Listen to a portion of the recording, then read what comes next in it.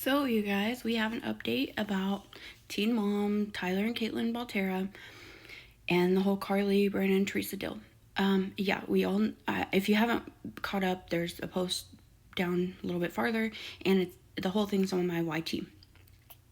So, to catch you up, there's been some messages going back and forth to Caitlin and Tyler. The first message is to Caitlin, where's again a girl named Jenna.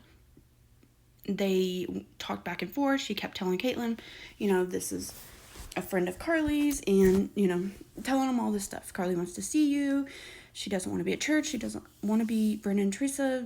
They won't let her talk about the adoption and all this stuff, And Caitlin responds, hey, can you take a picture and show me that you're Carly's friend? Because do you know her? She was trying to prove it. Show me proof that you're Carly's friend and that this is happening, because, I don't know if I believe you. The girl kept coming up with excuses why she couldn't get a picture and send it to Caitlin. But there's been another person corresponding with Tyler. Now, her name's never been revealed, but she seems to be more legitimate. This girl seems to be very concerned about Carly. She seems to be a very good friend of hers and kind of worried about her. Even to the point where she's telling Tyler, hey, chill out. This is what Carly wants. This is what she needs. Back off. You kind of need you're doing too much. So before, E! Network has shown everyone these timestamps and these messages, and Tyler came on LB's show last night, and while she was on live, he sent a message, saying, hey, if you have any questions, let us know. So LB was asking questions, and he sent her a message of the pictures of the texts that E was showing and his texts, and the timestamps don't match. So something's up there. And before you say, I'm not trying to take up for anybody, I'm not choosing sides, I'm just telling you what's been reported. So Elle looked up the times and thinking maybe it's different time zones and everything's all right. And that's why it's different. But she looked up the time zones in North Carolina and Michigan. They matched, and the girl obviously had to be from the same place Carly was, because she said she went to school with her. So that was kind of verified.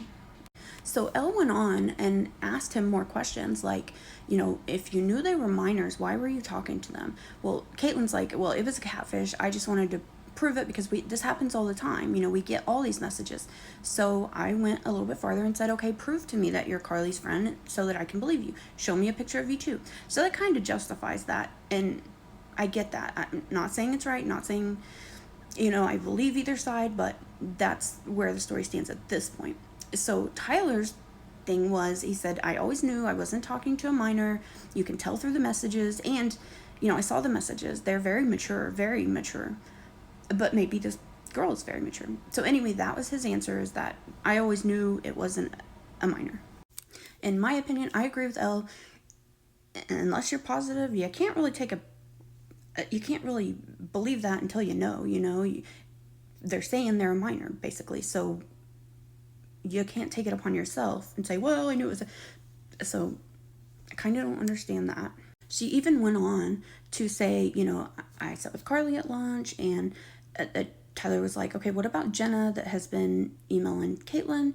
She says she sits with her at lunch, and, they hang out, and this girl's like, Jenna doesn't sit with us at lunch, so it really seemed real.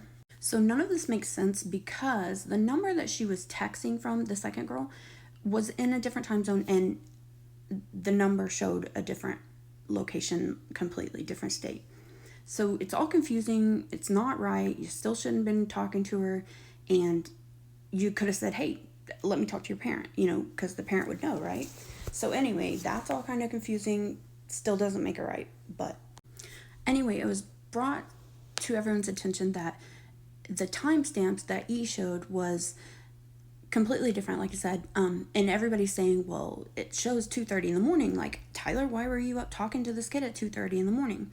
However, Tyler shows his timestamps, and they're completely different. He's like, I wasn't up at 2:30 in the morning talking to this kid, which he had a big gap in his stuff. So the times aren't making sense, that, but he's showing the actual messages. So it's all really confusing. But in the messages, it shows where, you know, Tyler was talking to this girl about religion and about how, you know, the other girl was saying that Carly didn't want to be there. They made her go to church, you know, all this stuff about, you know, the adoption and everything. And that was wrong. Don't get me wrong, that was completely wrong. And even Elle says, hey, these people reach out to me and I talk to them. Doesn't mean I think they're right or wrong or anything in between. But I think that was a little wrong.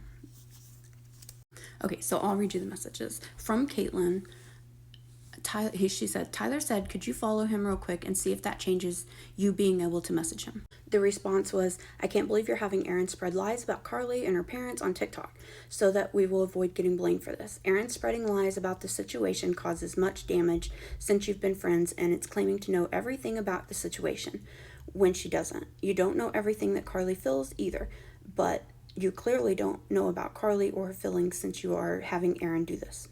The girl went on and said, and now you're having her mocking Carly's song too? You guys are just vile. Now, this was the second girl, not the first girl, not the Jenna. And Caitlin says, well, and then the accounts get blocked.